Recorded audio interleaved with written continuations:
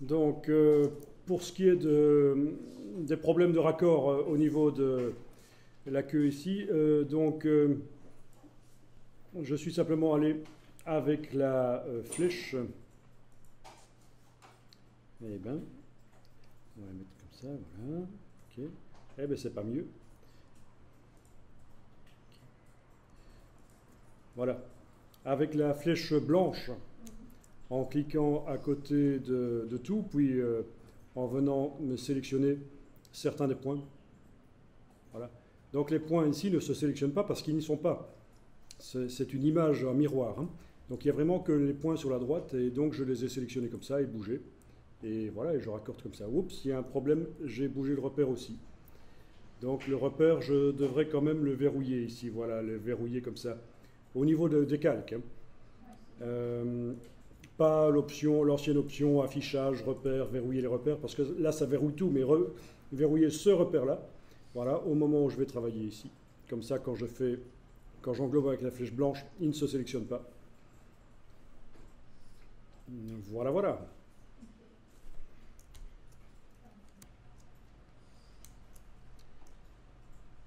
Ok, donc voyons un peu ça au niveau de cet avion. Qu'est-ce qu'il nous resterait à faire? Oui, nous avons ici quand même des décorations sur l'aile que nous pouvons essayer de reproduire.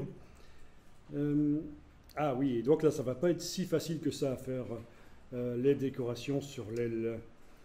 Donc ce que je vous propose de faire ici, c'est déjà verrouiller les 3 tracés que nous avons faits, plus le repère.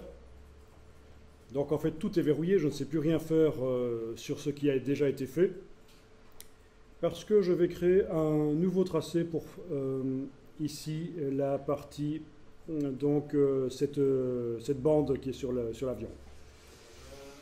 Donc vous passez dans la colonne de gauche ici, la deuxième colonne de gauche, vous mettez les verrous pour verrouiller les 3 tracés que nous avons faits.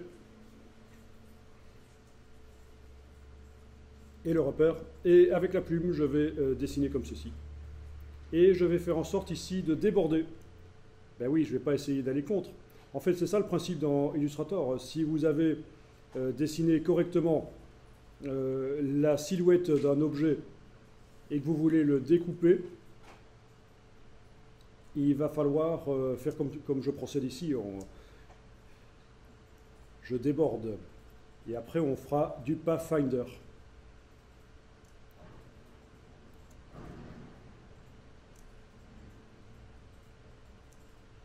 Voilà, comme ça.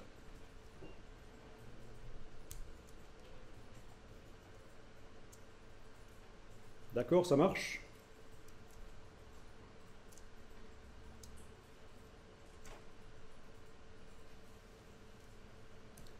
Mais c'est là que ça va être un peu plus compliqué. Si je veux symétriser cette forme et la mettre là, parce qu'en fait, elle ne touche pas, contrairement à toutes les autres, elle ne touche pas l'axe vertical symbolisé ici par le repère vertical. Donc, il y a plusieurs solutions, mais déjà, une première chose qu'on va faire, c'est transférer une copie de l'effet spécial de miroir, transférer ça sur la forme ici. Donc, touche Alt et je déplace une des cibles grises sur ce dernier tracé que je viens de faire. Voilà.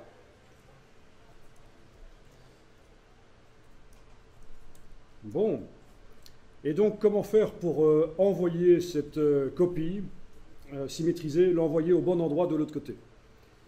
Mais il y a plusieurs solutions. Je pourrais aller modifier l'effet spécial qui est appliqué là sur cette forme et faire un décalage. Donc voilà, je vous montre, mais ce n'est pas la solution qu'on va finalement appliquer parce qu'elle est un peu complexe.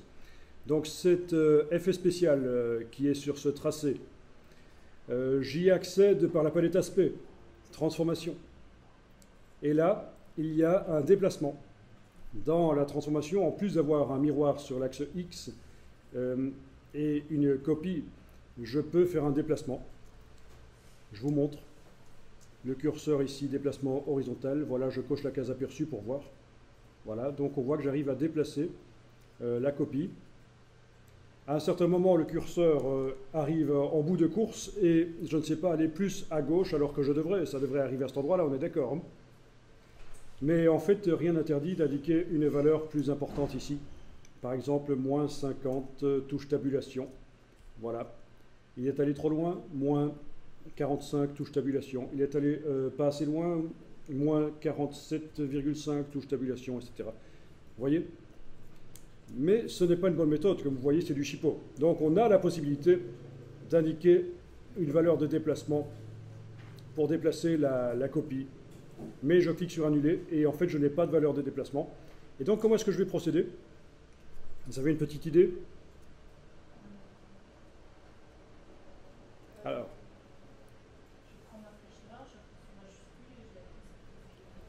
Glisser ceci de l'autre côté? Ceci n'existe pas, ce ne sont pas des vecteurs. Eh oui.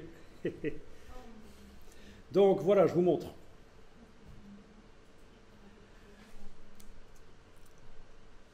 Je teste, hein, ne le faites pas, parce que dans Illustrator, on n'est jamais sûr que ça va marcher. On teste. Donc je sélectionne l'objet ici en question et je vais demander objet associé. Donc en fait, je viens de créer un groupe. Un groupe qui contient quoi? Qui contient l'objet. Donc ça a l'air un peu stupide comme ça au départ. Hein. Et puis je vais, dans ce groupe, je vais aller créer un point. Donc avec la plume, je vais créer un point que je mets là. Voilà. On est d'accord? Sur l'axe vertical, j'ai mis un point. Il est là. Il n'est pas dans le groupe, je vais le déplacer dans le groupe. Voilà. Comme ça. On est d'accord? J'ai donc un point qui est là, qui maintenant est dans le groupe qui contient ce tracé-ci. Le point, le tracé. Et alors, l'effet spécial, si je le déplace sur le groupe, voilà, ça fonctionne. En fait, la symétrie se fait sur le groupe. Et le groupe contient quoi? Il contient l'objet qui est là, très éloigné de mon axe vertical, mais sur mon axe vertical, j'ai également un point. C'est grâce à ce point que l'objet là se retrouve parfaitement symétrisé là. Donc je vais répéter parce que je pense que ça n'est pas si évident que ça. Je vais en arrière. Voilà, donc je suis à cette situation-ci où j'ai mon tracé qui est symétrisé. L'axe passe tout à fait à gauche de cet objet. Mais contrairement aux autres objets, la gauche de l'objet n'arrive pas sur l'axe vertical. Donc, je vais demander de mettre cet objet dans un groupe. Cet objet est sélectionné. J'ai le double cercle là. Je vois les vecteurs, donc il est sélectionné. Et je demande objet associé. Je viens donc de créer un groupe qui contient l'objet. Dans ce groupe, je vais créer à la plume un point que je mets sur l'axe vertical. Clic. Voilà. Je quitte la plume et donc j'ai mon point seul ici.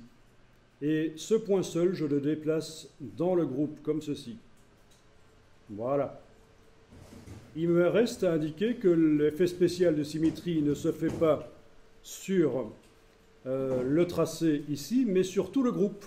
Donc il va tenir compte du point. La partie la plus à gauche dans le groupe, c'est ce point. Donc si je déplace sans enfoncer la touche Alt, c'est important. Ce n'est pas une copie qu'on fait ici, c'est un déplacement de l'effet spécial. Si je déplace l'effet spécial sur le groupe, l'objet se symétrise parfaitement là. Et le point se symétrise sur lui-même, s'il est parfaitement sur l'axe. Mais ça ne se voit pas. Donc voilà, l'erreur à ne pas faire, ce serait d'avoir fait une copie. Parce que, évidemment, si vous avez l'effet de transformation à la fois sur le tracé et sur le groupe, vous avez une double symétrie. Haha. Et ça ne va pas. Donc si vous avez ce cas-là, il va falloir jeter la cible grise ici qui est sur le tracé. On ne veut pas symétriser le tracé. Finalement, ce qu'on symétrise, c'est le groupe qui contient le tracé et le point qui est sur l'axe ici. Et oui, ça c'est subtil, mais c'est comme ça que ça marche.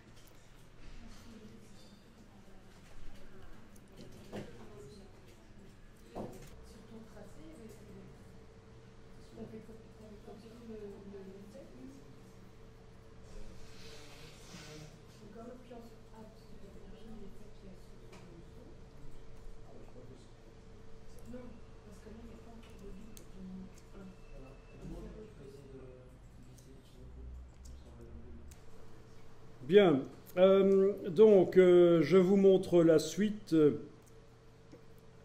ici.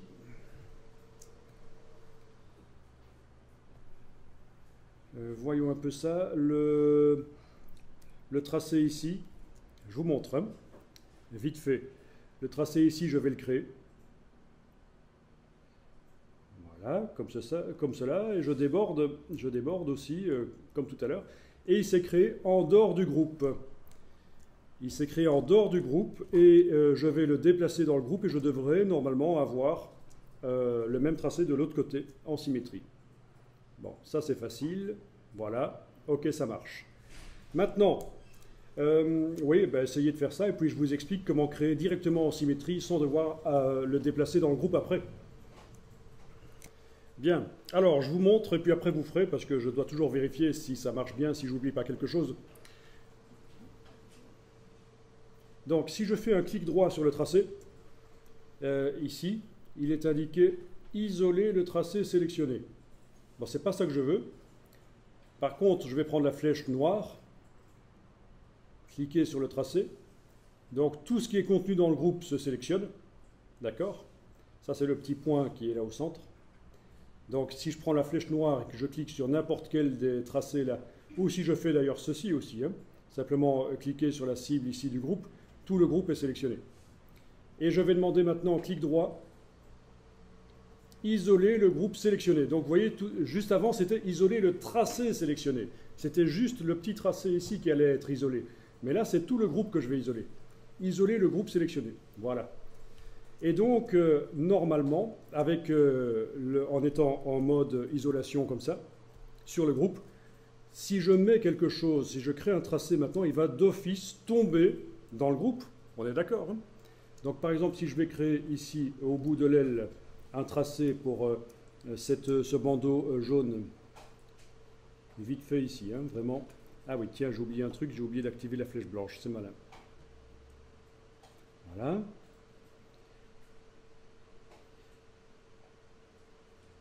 Ok.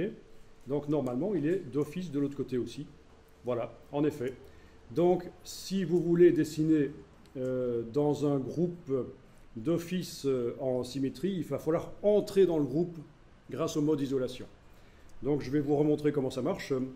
Vous allez en fait tout simplement, avec la flèche noire, sélectionner n'importe lequel des éléments qui se trouvent dans le groupe, ou vous cliquez avec la souris sur la double cible ici, sur la cible ici du groupe.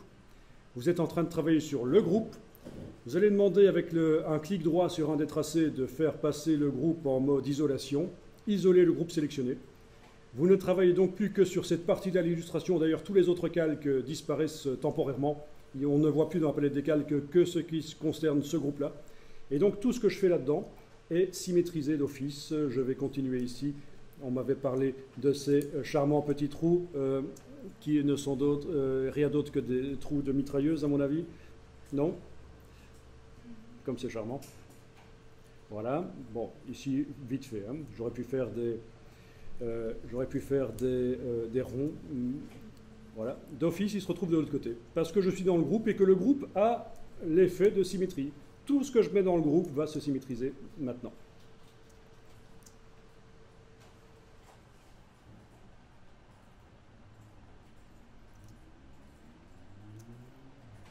Voilà, voilà. Et évidemment, une fois que j'ai terminé ça, je vais sortir du mode isolation avec la petite flèche ici. Voilà. Donc si je ne suis pas en mode isolation, vous avez vu que chaque fois que je crée un nouveau tracé, il se crée en dehors du groupe et je dois le déplacer dans le groupe. Plutôt ennuyeux. Donc la solution de passer en mode isolation, ce n'est pas une mauvaise solution. Il y en a sans doute d'autres, mais en tout cas, en voilà une qui est pas mal. Bon, donc pour ceux que ça intéresse, je vais mettre mon fichier à disposition sur un serveur web, si on me donne l'accès, parce que ce n'est pas toujours facile. Parfois, il y a des firewalls qui empêchent d'avoir l'accès. Donc, je dois envoyer... Ah oui, d'abord, il y a quelque chose que je dois faire. je dois enregistrer cette illustration pour qu'elle soit compatible avec CS6, parce que pour l'instant je suis dans CC. Donc c'est l'occasion de voir. Si vous devez un jour, dans Illustrator, envoyer un document vers un ancien Illustrator, vous travaillez avec quelqu'un qui n'a pas la dernière version, il va falloir dans la boîte d'enregistrement l'indiquer. Donc je vais faire 7 et je vais indiquer compatible C6. Donc j'indique ça sur le fichier, mais ce n'est pas obligatoire évidemment. Mais en fait c'est toujours mieux de bien indiquer les choses. Et donc dans le dossier d'aujourd'hui, voilà. Et quand je suis dans cette boîte ici, version, et là vous avez la compatibilité rétroactive, c'est-à-dire vous allez pouvoir faire en sorte que votre fichier Illustrator CC soit compatible avec, notamment dans ce cas-ci, C6. Et comme on vous l'indique ici, il est possible que ça va modifier un peu le document. Si vous avez utilisé des choses qui sont spécifiques à CC et qui n'existaient pas dans C6, forcément, il va falloir que ici le fichier soit modifié pour qu'il soit lisible dans C6. Mais à mon avis, il n'y aura rien qui va se modifier parce que rien n'a vraiment été changé, rien n'a été utilisé ici qui n'existait pas dans les versions précédentes de Illustrator, en tout cas pas dans C6. Ok.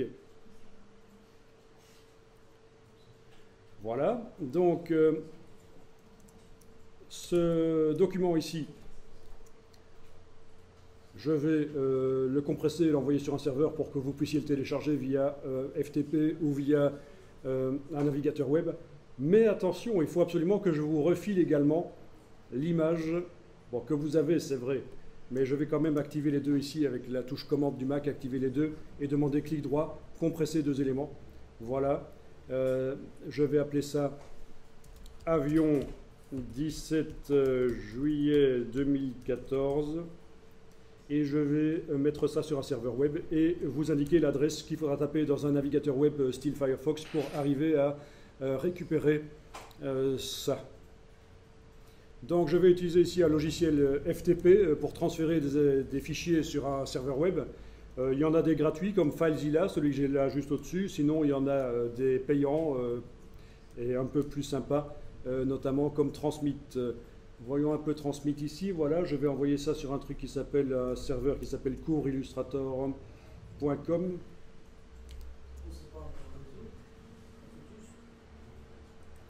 Alors, il y a certainement ici un réseau interne auquel je n'ai pas accès avec mon Mac en fait. Oui, on pourrait utiliser un réseau interne, un intranet, mais je trouve que c'est plus facile à la limite d'envoyer sur un serveur externe. Voilà. Donc voyons un peu ça dans Download, voilà. Et je vais déplacer mon fichier. Donc si je vous montre ça, c'est que c'est l'occasion que vous voyez les transferts FTP qu'on est souvent amené à faire en tant que graphiste pour transférer des gros fichiers. Bien sûr, il existe des trucs style Dropbox qui ont de plus en plus de succès, mais c'est pas très professionnel en fait. Mais ça peut marcher. Voilà, donc ça a été transféré. Je vais ici copier le chemin et vous l'indiquer dans un navigateur web. Voilà. Donc vu que on fait pas, vous n'allez pas le récupérer par un logiciel FTP, je vais transformer un peu l'adresse ici de manière à ce que ça puisse être récupéré par un logiciel, un navigateur web tout simplement. Je teste. Voilà, le fichier est disponible. Il fait combien? 8,9 mégas. Et donc voilà l'adresse qu'il faut taper pour récupérer dans votre dossier des téléchargements, récupérer le fichier Illustrator que je viens de créer et l'image Photoshop qui va avec.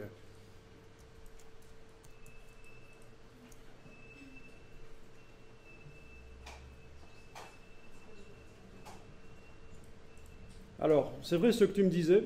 Si dans le groupe en mode isolation, je dessine par exemple l'étoile ici qui est sur l'aile, évidemment je vais la retrouver également sur l'autre. C'est pas très grave, après on pourra supprimer une des deux. Mais normalement ce genre de choses on pourra le faire après sans faire de symétrie puisqu'il n'y a pas de symétrie. Elle ne se symétrise pas de l'autre côté. On a oublié? Bon ben écoute, je vais le faire alors. Et puis c'est l'occasion de voir, c'est assez facile en fait. En effet, donc je clique sur la cible du groupe ici, je vais faire un clic droit, isoler le groupe sélectionné, et en effet, si je dessine l'étoile ici, il va se passer qu'elle va se symétriser de l'autre côté. Et donc, au moment où nous serons un peu plus loin dans l'exercice, nous allons voir comment s'en sortir ici. Ok, j'ai encore oublié d'activer la flèche blanche, super. C'est pas grave, hein. Je ne suis pas obligé de tout recommencer. Si j'oublie d'activer la flèche blanche avant d'utiliser la plume, c'est un peu de manipulation, et puis voilà.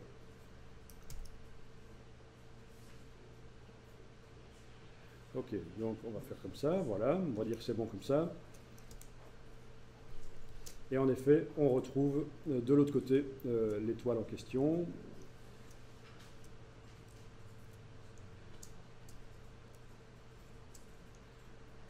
Ok, je sais que c'est fort épais ce que j'ai fait là, mais je peux temporairement enlever l'œil en face, le temps de faire le tracé suivant, l'étoile.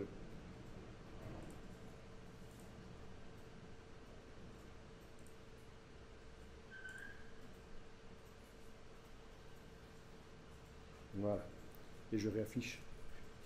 Voilà, j'ai donc les deux. C'est un peu brut de décoffrage ici, mais on va s'occuper de ça après. Voilà, et je sors du mode isolation pour venir retravailler sur la totalité de l'illustration.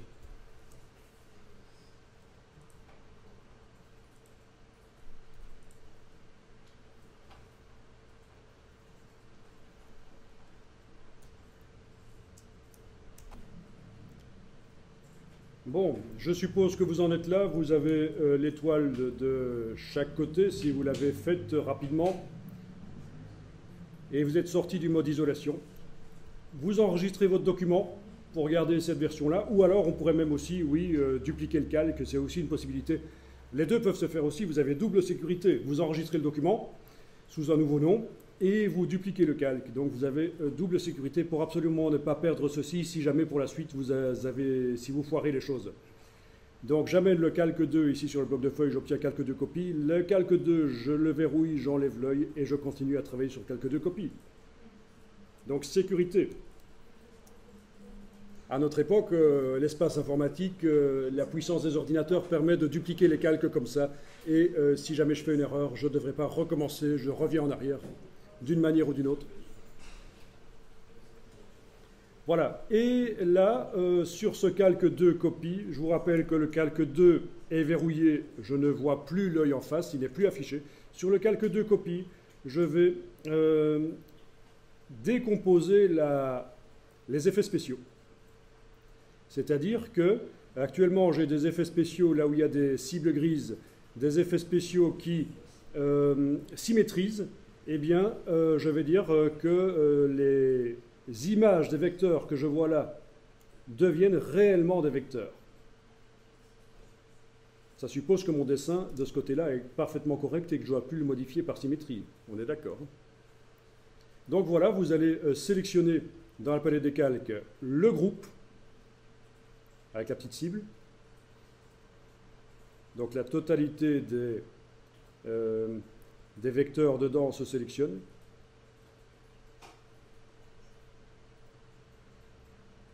On sélectionne le groupe et on va dire que l'effet de symétrie n'existe plus.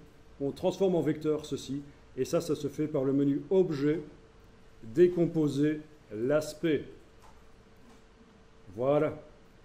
Donc la cible n'est plus grise, il n'y a plus le gris, et dans le groupe maintenant j'ai 2 fois plus de vecteurs. Et alors voyons un peu à l'intérieur qu'est-ce qu'il nous a fait. Je vais enlever les yeux en face des 3 ici qui concernent l'avion, pour ne plus voir que le contenu du groupe, parce que ça m'embrouille un peu ça. Voilà. Alors voyons un peu ça. Ça, c'est les vecteurs de droite. OK.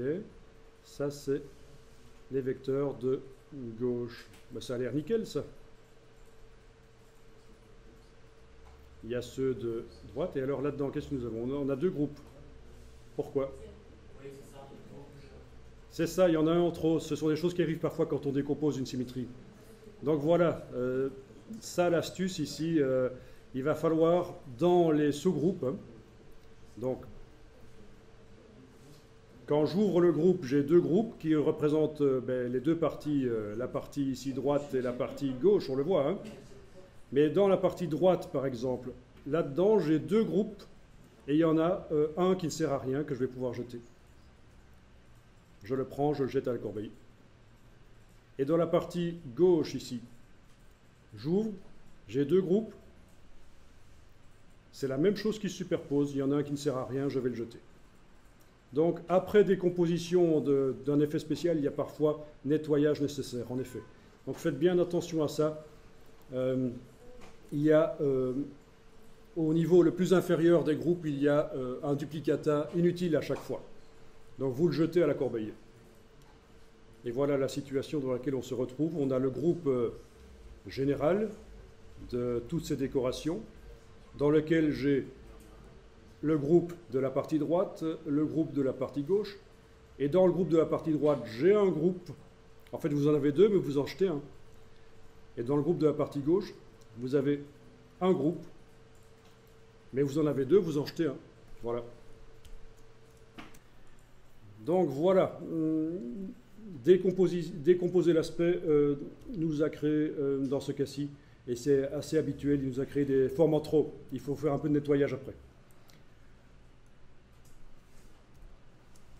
Ok, et je vais faire la même chose pour les autres tracés, les trois autres tracés ici.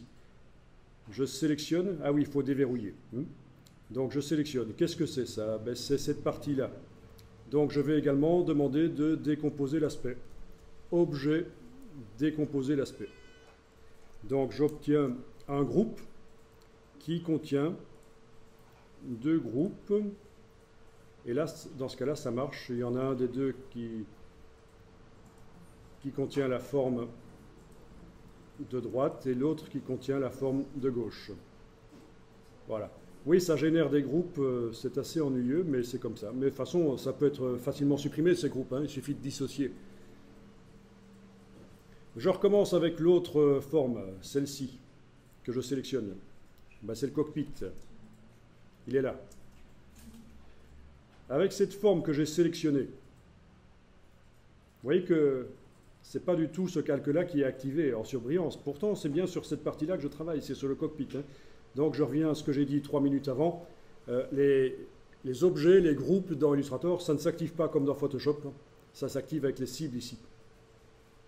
Donc, ce cockpit est sélectionné. Je demande Objet, décomposer l'aspect. Et voilà, j'obtiens de l'autre côté une copie. Ça m'a fait un groupe qui contient deux groupes, la moitié droite du cockpit, la moitié gauche du cockpit. Je recommence avec le dernier objet, c'est l'avion, c'est tout le fuselage de l'avion. Je l'ai sélectionné avec la cible ici. Je vais demander Objet, décomposer l'aspect. Et voilà, ça m'a créé donc un groupe avec une moitié d'avion dans un sous-groupe, une moitié d'avion dans un autre sous-groupe. Voilà, donc c'est comme si j'avais dessiné manuellement tout l'avion, sauf que c'est parfaitement en symétrie. On est d'accord? Vous enregistrez ça sous un autre nom.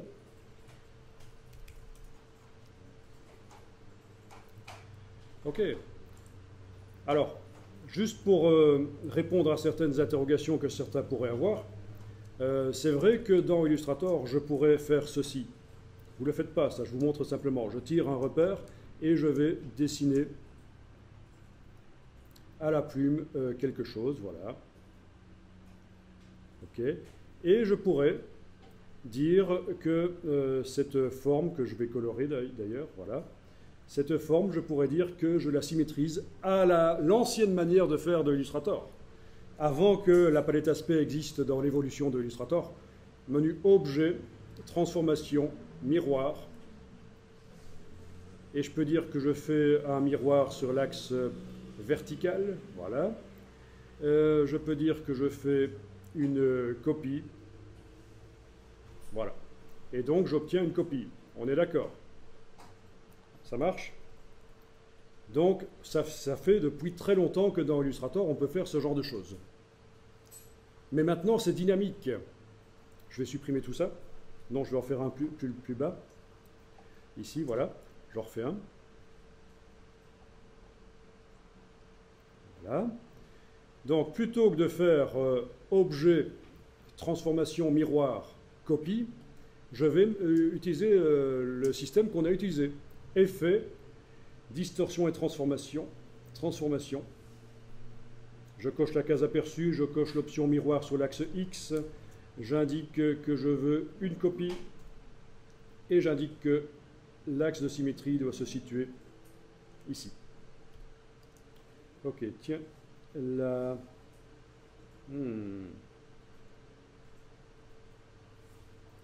Ça, il faudra que je vous explique après. Parce qu'il y a une petite astuce.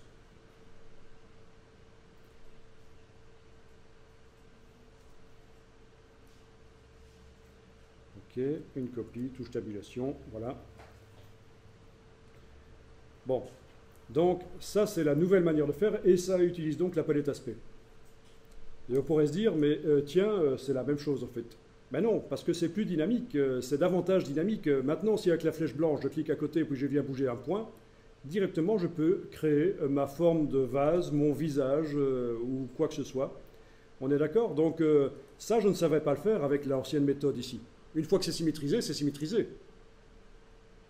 Tandis qu'ici, c'est dynamique. Je sais aller faire des choses là-dedans. Je sais même aller éventuellement grouper ça. Enfin, grouper cet objet-là. Je vais changer sa couleur, comme ça on verra bien que ce n'est pas le même que l'autre. Voilà. Ok, donc cet objet-là, je peux aller le mettre dans un groupe. Objet associé. Dans le groupe, déplacer l'effet spécial de symétrie sur le groupe, ça ne change rien au niveau de l'objet. Mais ça va me permettre quoi? Mais de passer en mode isolation sur le groupe et d'aller mettre des petits yeux, etc. Donc je crée vraiment en symétrie, je vois directement ce que ça va donner. Ok, une autre couleur que la même du fond, ce sera mieux. Voilà, ok. Donc, c'est quand même plus sympa quand on voit directement ce qu'on fait en symétrie. Et ça pourrait être n'importe quoi qui est symétrique, un avion, n'importe quoi. Voilà. Donc ça, c'est pour répondre à la question que vous n'avez pas posée, mais que certains, à mon avis, se posaient. Quel intérêt de passer par un effet spécial plutôt que de faire à l'ancienne, une fois qu'on a fait le tracé? Je recommence pour ceux qui auraient loupé. Une fois qu'on a fait le tracé,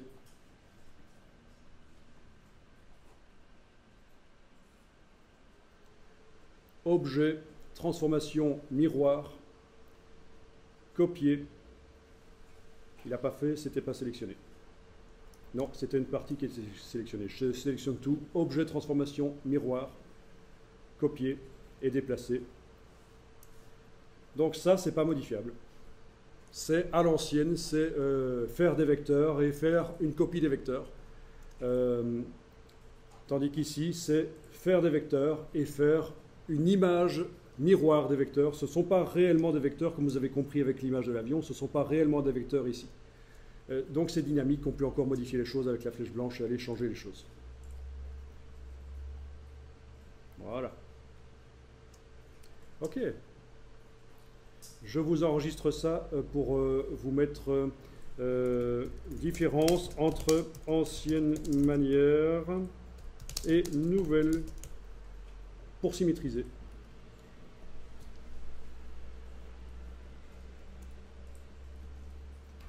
Voilà. Voilà, comme ça vous aurez un petit souvenir de ça. Donc, pour répondre à ta question, comment voit-on dans la palette des calques ce qui est dynamique ou pas? Mais c'est en fait tout simple. C'est les cibles grises. Donc, dans le cas de mes trois illustrations ici, la seule qui est dynamique, c'est celle qui a la cible grise, qui indique qu'il y a un aspect. Voilà. C'est la nouvelle manière de gérer les contours, les fonds, les effets spéciaux dans Illustrator, c'est la palette aspect. Et quand il y a un aspect autre que bêtement mettre une couleur de fond et de contour sur un objet, ça apparaît sous la forme d'une cible grise. Ok. Voilà, et si un jour vous avez l'occasion de travailler dans des logiciels 3D genre Maya, 3ds Max, vous allez voir qu'il existe une possibilité de faire des objets en 3D, des objets symétriques en 3D. Donc plutôt que de les faire en 2D comme on a fait ici, des formes plates, c'est des volumes, et vous faites la moitié de l'objet, ça se symétrise, vous voyez directement ce que ça donne. Donc super intéressant pour faire rapidement des choses symétriques, genre visage, voiture, avion, etc. On ne fait que la moitié. On modifie un élément sur la moitié, on voit directement ce que ça donne sur les deux. Bien, donc ici nous allons manipuler tout ça. Alors peut-être que les groupes nous ennuient finalement, peut-être qu'on n'a pas envie d'avoir tous ces groupes, ben, c'est assez simple pour les supprimer. Vous allez sélectionner le groupe et demander objet dissocié. Donc c'est majuscule CTRL-G sur le PC, majuscule commande-G sur le Mac, donc je peux retenir le raccourci. Majuscule commande-G sur le Mac, majuscule CTRL-G sur le PC. Voilà. Il reste des groupes, donc je fais à nouveau. Il en reste, je fais à nouveau. Et finalement, je n'ai plus que des tracés. Il me reste encore les autres groupes ici. Je peux peut-être les activer tous avec la touche majuscule. Et donc je fais commande majuscule G sur le Mac, CTRL majuscule G sur le PC, voilà, autant de fois qu'il faut, jusqu'à ce que je récupère uniquement des tracés. Donc voilà comment on peut se débarrasser de tous ces groupes qui ont été créés par Illustrator suite à la décomposition.